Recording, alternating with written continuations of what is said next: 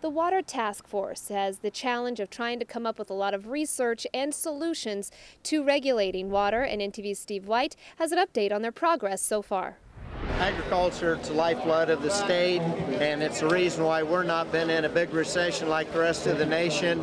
And without irrigation, we wouldn't have that strength. So we got to figure out a solution for the water issues, and we have to provide a funding source, and that's what this task force is looking at, not only the sustainability, but the funding of it. And I think it'd be interesting. I'll throw out some of the ideas that people have been talking about, from using dedicated sales tax to use taxes, occupation tax, acre taxes, additional tax on smoking, taxes on Interstate 80 road use, the tax on water and pop.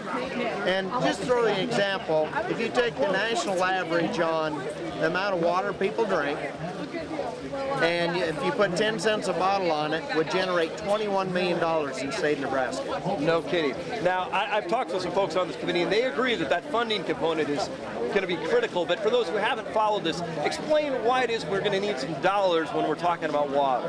Because we've got to get the Republican into compliance on an annual year with Kansas-Colorado Compact.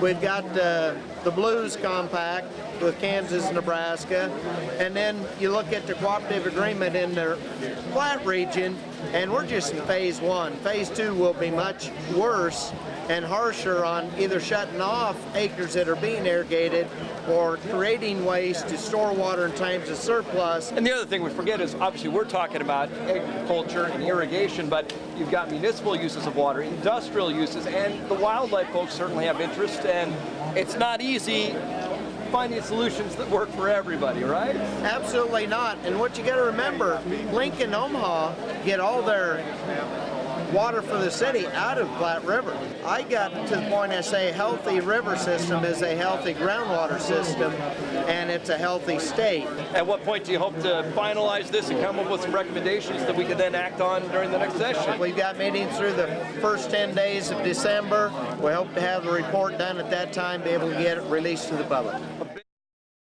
Stay with us as we have your Grow Forecast coming up, and of course a viewer video feature that we have, and a great announcement at the end of the show. Stay with us.